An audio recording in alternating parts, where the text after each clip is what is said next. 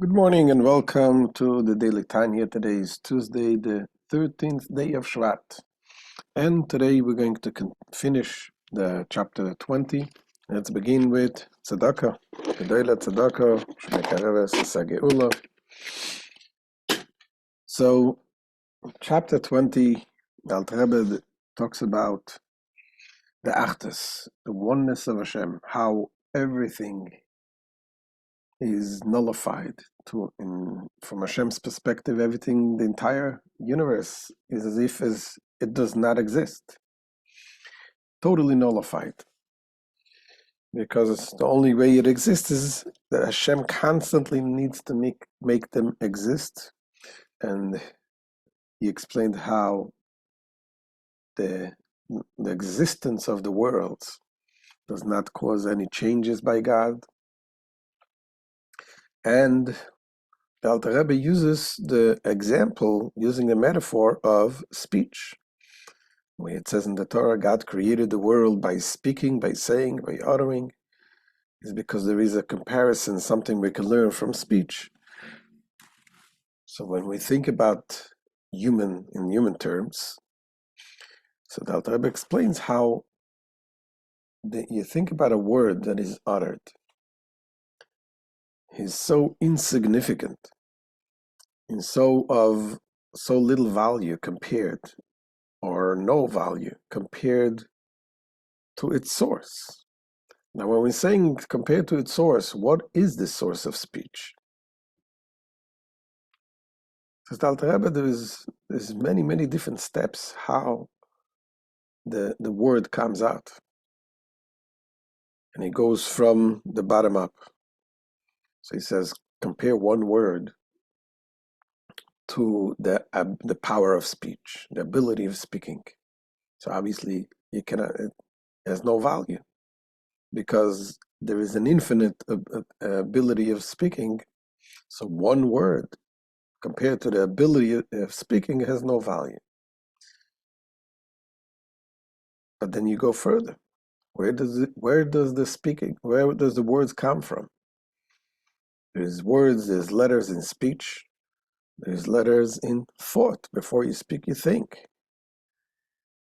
So in this thought, the spoken word has even less value compared to the ability of thinking. And then he goes further.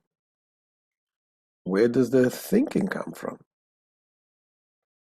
So basically the process we're going to go from the top down.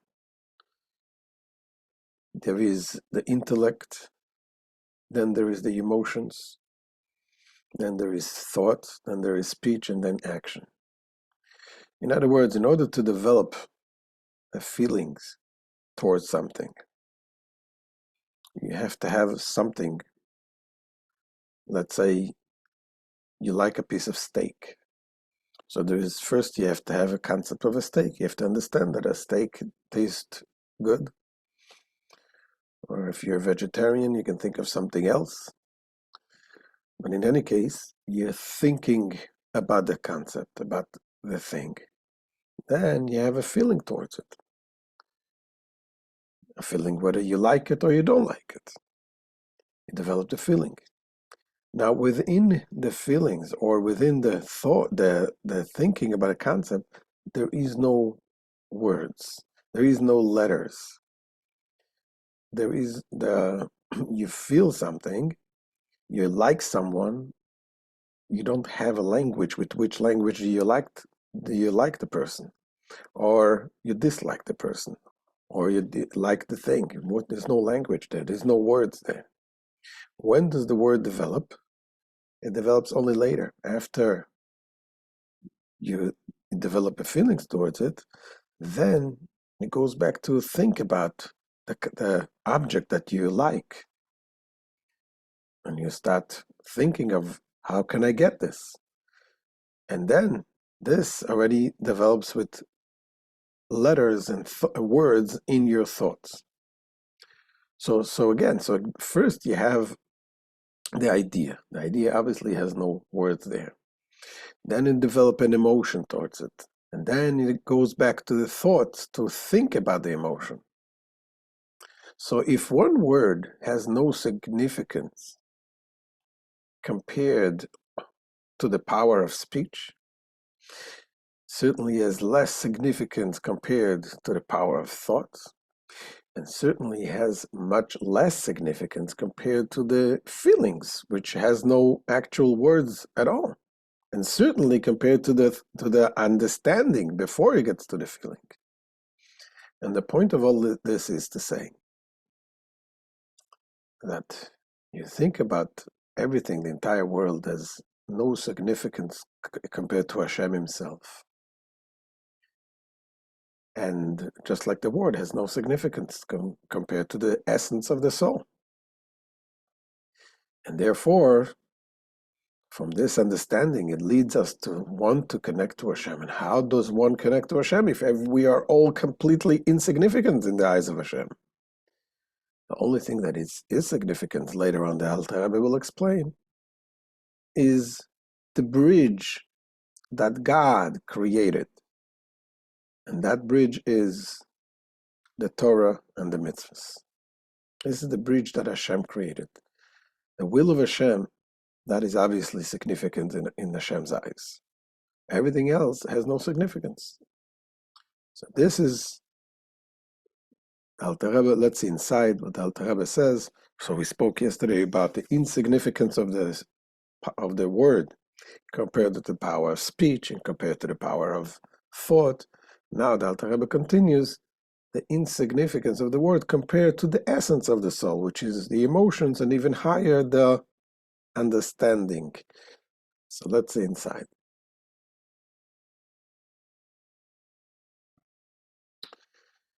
Says the Alter Rebbe, Aval Esem, Bechines Chochma Bina Das, Shem Sheirish Moker Machshava, Ve'ein Be'em Bechinas Oisius Adayin Kodim Shem Islapshes Belvush Machshava. But the 10 attributes of Chochma, Bina, and Das, wisdom, understanding, and knowledge, and so on, they are the root and source of thought. And before being clothed in the garment of thought, they as yet lack the element of letters. And he brings an example. The mashal, for example, when a man suddenly becomes conscious of a certain love or desire in his heart,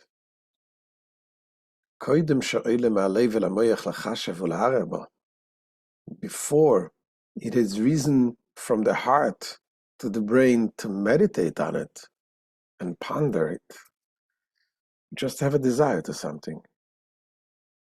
That desire does not yet have the element of words or letters. It's just a plain desire.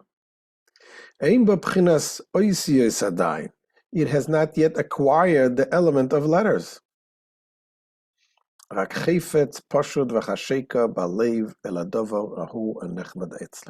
It is only a pure desire and longing for the object of his affection. So that's when we're talking about when it's in the heart, a desire in the heart.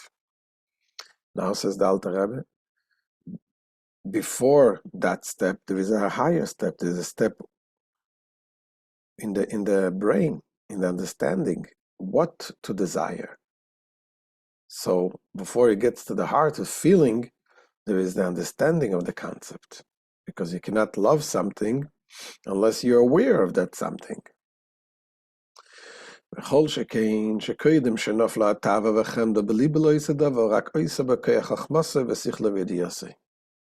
All the more so before he began to feel it in his heart, a craving and a desire for that thing, when it was yet confined within the realm of his intellect, the chachma, understanding,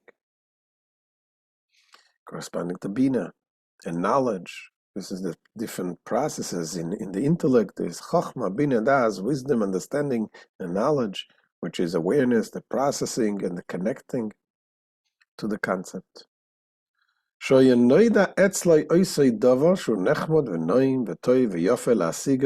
ולדבק בהם. Meaning that the thing was known to him to be desirable or gratifying, something good and pleasant to attain and to cling to. And he brings, for instance, for example, it says, for instance, as for instance, to study a certain discipline or to eat some delicacy. So then, in this state of intellectual appreciation of the desirable object, before appreciation has even developed into an emotion, you just appreciate in thought. There are certainly no letters present in one's mind. So the understanding of the concept that something is good does not have any letters, any words that it describes it. When does the letter develop? Only later. After you think about something and you develop an emotion, then it goes back and you think, oh, wait a second, this is something good. Let me think, what can I do? I need to go and pick up the phone and call the store and order a piece of steak. רק לאחר שנפלה, שכבר נפלה החמדה והטייבה בליבו בכוח החמסה ושכלה וידיעוסי. Only after the desire and craving have already descended into his heart, meaning after they have developed into emotion,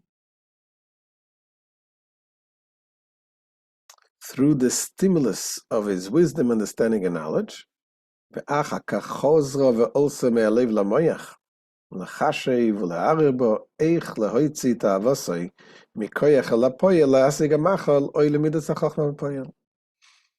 And only after they have ascended once again from the heart back to the brain to think and meditate on how to implement his desire by actually obtaining that food or actually studying that subject. You have a desire to study something. So you're thinking, okay, how do I do it? Then you have the development of letters. You think with a language. It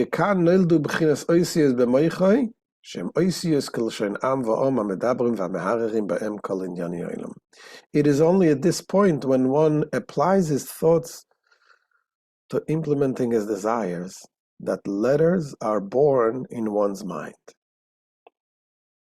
The letters are then born, corresponding to the languages, the language of each of the nations.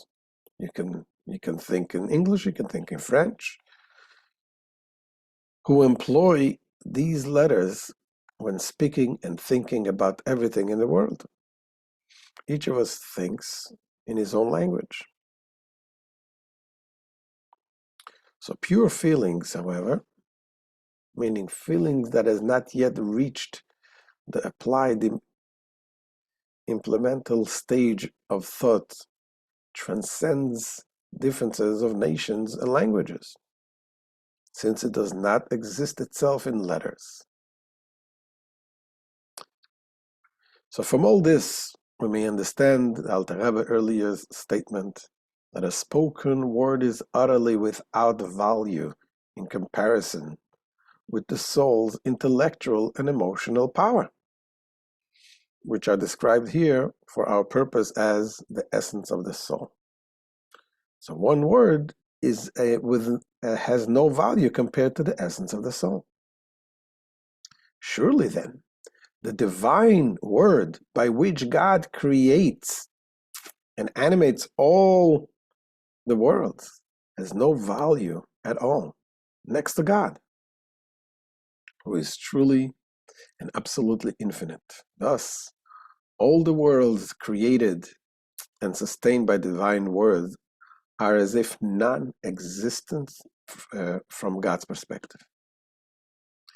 And their presence does not affect any changes in his unity. So this theme will be further discussed in the following chapter. Alter Rebbe will continue to elaborate on this concept.